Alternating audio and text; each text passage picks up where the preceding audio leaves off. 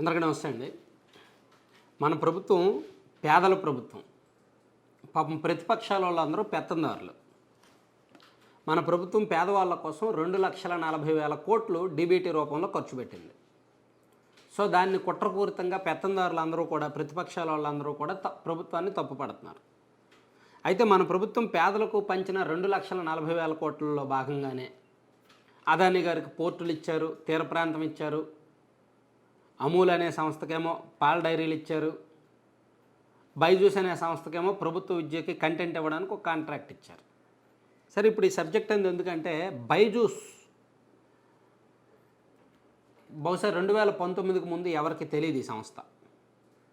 2020 Covid టైంలో బాగా famous అయింది. అప్పుడు పిల్లలందరూ ఇంట్లో ఉండటంతో ఆన్లైన్ కంటెంట్, ఆన్లైన్ క్లాసులు అని కొంచెం ప్రజెంటేషను, కంటెంట్ అంతా భిన్నంగా ఉండటం, అలాగే పెద్ద పెద్ద స్టార్ల చేత అడ్వర్టైజ్మెంట్ చేయించడంతో 2020-2021లో బాగా ఫేమస్ అయింది బైజూస్. దాంతో ఒక పెద్ద కార్పొరేట్ బిజినెస్ స్థాయికి వెళ్ళిపోయింది, 1000 కోట్ల టర్నోవర్ సాధించింది. సో దాంతో మన ప్రభుత్వానికి ఎలాగ పేదల ప్రభుత్వం కాబట్టి, బైజూస్ అనే సంస్థ కూడా పేద సంస్థ కాబట్టి వాళ్ళకి ఆదరిద్దాం అనిపించి మన ప్రభుత్వం వాళ్ళతో ఒప్పందం చేసుకొని ఆ కంటెంట్ మా ఆంధ్రప్రదేశ్ విద్యార్థులకు ఇవ్వండి అని చెప్పి వాళ్ళకి ఎంతో కొంత కాంట్రాక్ట్ ఇచ్చారు. సో అదంతా బాగానే ఉంది. అయితే గత 6 నెలల కాలంగా ఈ బైజూస్ మీద ఆరోపణలు వస్తున్నాయి. ఈడీ కేసులు నమోదయ్యాయి. ఎఫ్డిఐలు అనుమతులు లేకుండా, నిబంధనలకు విరుద్ధంగా ఎఫ్డిఐ ఫారెన్ డైరెక్ట్ ఇన్వెస్ట్మెంట్స్ వస్తున్నాయి బైజూస్ అనే సంస్థలోకి. అవి ఎలాగ వస్తున్నాయి, ఎక్కడి నుంచి వస్తున్నాయి అనేది ఒక పెద్ద ఆరోపణ. సో గత 6 నెలల కాలంగా ఈడీ ఇన్వెస్టిగేషన్ చేస్తూనే ఉంది. దాదాపుగా 28,000 కోట్ల విలువైన ఆరోపణలు ఉన్నాయి. ఎఫ్ఐఆర్ నమోదు చేశారు, దర్యాప్తు జరుగుతోంది, నోటీసుల మీద నోటీసులు ఇస్తున్నారు, విచారణ జరుగుతోంది. ఎనీ టైం ఈ సంస్థ కుప్పకూలిపోవచ్చు, పెద్దల్ని అరెస్ట్ చేసేయచ్చు. అయితే ఈ ఆరోపణల నేపథ్యంలో, ఈ వివాదాల నేపథ్యంలో ఈ వార్షిక సంవత్సరం బైజూస్ అంటే 2023 ఏప్రిల్ నుంచి ఈ బైజూస్ టర్నోవర్ బాగా తగ్గిపోయింది. గత 8 నెలల కాలంగా వాళ్ళకి జీతాలు ఇవ్వడానికి కూడా డబ్బులు లేని పరిస్థితి బైజూస్ సంస్థకి.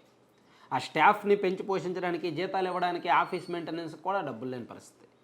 అందుకే ఈ బైజూస్ సీఈఓ చైర్మన్ ఎవరైతే ఉన్నారో రవీంద్రన్ గారు, ఆయన సంపాదించిన ఆస్తులన్నీ కూడా అమ్ముకుంటున్నారంట. ఆయన దుబాయ్లోను, కువైట్లోను, బెంగళూరులోను, చెన్నైలోను కొన్ని విల్లాలు అవి ఇవి కొన్నారు. అవన్నీ కూడా అమ్ముకుంటున్నారు. ఆ ఆస్తులన్నీ అమ్మేసి తన స్టాఫ్కి శాలరీస్ ఇవ్వాల్సిన పరిస్థితి వచ్చిందనమాట. సో ఒక్క కెరటంలాగా ఎగిసి వెంటనే పడిపోవడం.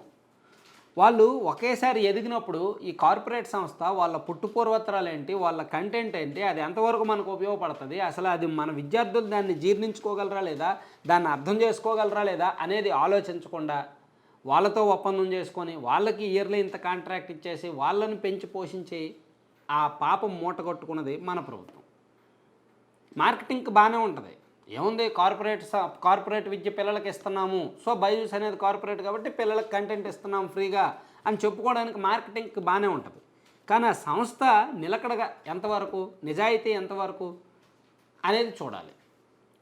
సో ఇప్పుడు ఈ బైజూస్ సంస్థ మీద ఆరోపణలు రావడంతో, ఈడీ కేసు నమోదు చేసి దర్యాప్తు చేస్తుండటంతో, సంస్థ పతనం అవ్వడంతో, కుప్పకూలడంతో ఆంధ్రప్రదేశ్ ప్రభుత్వం మీద విమర్శలు వస్తున్నాయి, కొత్త అనుమానాలు రేకెత్తుతున్నాయి. ఇప్పుడు స్కిల్ డెవలప్మెంట్ స్కామ్ ఉంది. చంద్రబాబు నాయుడు ఏదైతే కంపెనీలకు ఇచ్చారో అవన్నీ షెల్ కంపెనీలు, వాళ్ళు జీఎస్టీలు ఎగ్గొట్టారు అని అన్నారు. మరి మన ప్రభుత్వం ఒప్పందం చేసుకున్న బైజూస్ మీద ఎఫ్డిఐల ఉల్లంఘన కేసులు ఉన్నాయి కదా. ఆ లెక్కన స్కిల్ డెవలప్మెంట్ స్కామ్లో చంద్రబాబు నాయుడు గారు భాగస్వామిగా ఉన్నప్పుడు మరి బైజూస్ కేసులో మన ప్రభుత్వ పెద్దలు కూడా భాగస్వామిగా ఉండాలా వద్దా? సో అందుకే ఒకరి మీద కేసులు పెట్టే ముందు, ఒకరి మీద విమర్శలు చేసే ముందు మనం కూడా జాగ్రత్తగా ఉండాలన్నమాట. Thank you.